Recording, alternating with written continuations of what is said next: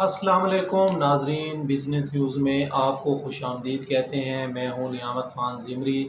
آج ہم business news میں آپ کو بتائیں گے کہ نئی عالمی صفحہ بندی اور پاکستان دنیا میں معیشت ہی کی بنیاد پر نئے دوست اور دشمن بن رہے ہیں۔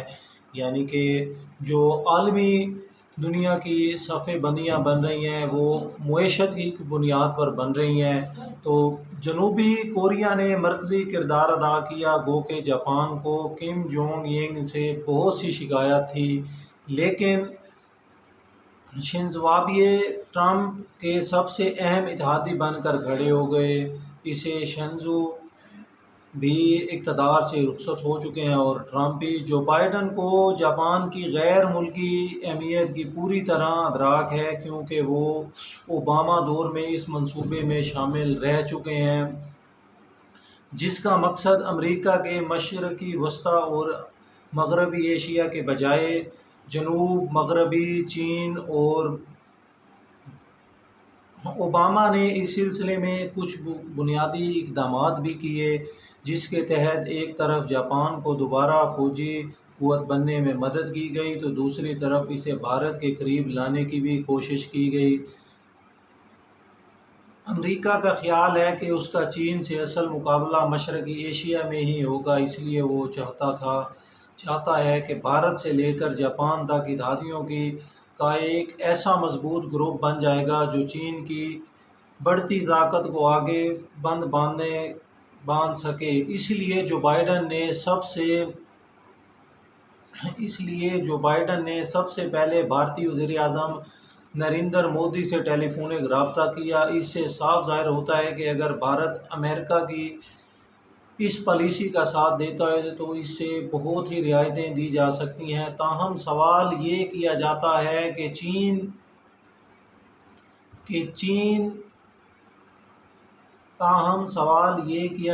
ہے کہ چین میں اس امریکی صفحہ بندی سے بے خبر ہے اور اس پر کوئی توجہ نہیں دے رہا ہے۔ ایسا نہیں، صدر شی جن پنگ شروع ہی سے یہ پالیسی رہی ہے کہ وہ جاپان کے خلاف سخت موقف رکھنے کے باوجود اقتصادی تعلقات معمول پر رکھنا چاہتے ہیں۔ بلا شبہ انہیں جاپان کے غیر فوجی کردار کو خیرباد کہنے کے لیے بہت سے الفاظ ان کے پاس ہیں، مگر وہ پھر بھی جاپان کے ساتھ اپنا جو ایک اقتصادی تعلق ہے اس کو معمولی رکھنے کی کوشش کرتے ہیں۔ یہی جو کہ چائنا کی سب سے بہترین مثال ہے کہ وہ اپنے معاشی پارٹنر اور جتنے بھی اپنے دوست ہیں، ان کے دوست ممالک ہیں، ان کے ساتھ ان کا ایک اچھا تعلق رہتا ہے۔ مشکل حالات میں ان کی مدد کرتے ہیں، مشکل وقت میں ان کا ساتھ دیتے ہیں، چاہے وہ کوئی وبا ہو، کوئی جنگ کی صورت میں یا کسی بھی صورت میں وہ اپنے دوست ممالک کا جو کہ ان کے دوست ہوں تو ان کا وہ بھرم رکھتے ہیں، ان کی امداد کرتے ہیں۔ یہ چائنا کی سب سے بڑی جو کہ ایک اچھی بات ہے، اس پہ ایک اچھا جو ہے نا رسپانس دیتے ہیں وہ۔ تو ناظرین، دوسری طرف اس خطے میں روس کا کردار سکڑتا جا رہا ہے۔ روس جو کہ ایک بہت ہی پاورفل ملک ہے، اس کردار میں نئی عالمی صف بندی میں اس کا جو کردار ہے وہ سکڑتا جا رہا ہے۔ تو ناظرین، روس جو کہ اس کردار میں سکڑتا جا رہا ہے تو اب اس کی پوزیشن وہ نہیں رہی جو کہ سترو اور ویتنام کی جنگ کے زمانے میں تھی۔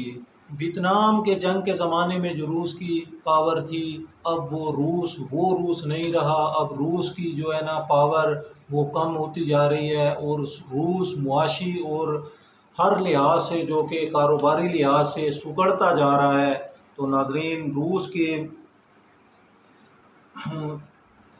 لیکن پھر بھی وہ یہاں کم از کم اصولی طور پر امریکہ کے مقابلے میں چین ہی کا ساتھ دے گا، لیکن روس جو کہ اس جگہ پر اس اہم موقع پر پھر بھی امریکہ کے مقابلے میں چین کا ساتھ دے گا، جو کہ اس حمایت کی ایک وجہ یہ بھی ہو سکتی ہے کہ شاید اسے مڈل ایسٹ میں پھر پیر رکھنے کی جگہ مل جائے اوباما کے دوسرے دور اقتدار میں شام میں امریکہ نے پیوٹن کو ایک غیر رسمی معاہدے کے تحت اجازت دی تھی کہ وہ صدر اسد کی افواج کو کامیابی سے ہمکنار کرے، حالانکہ شروع میں امریکہ نے ہی شامی اپوزیشن کو اسد انتظامیہ کے خلاف منظم کیا تھا۔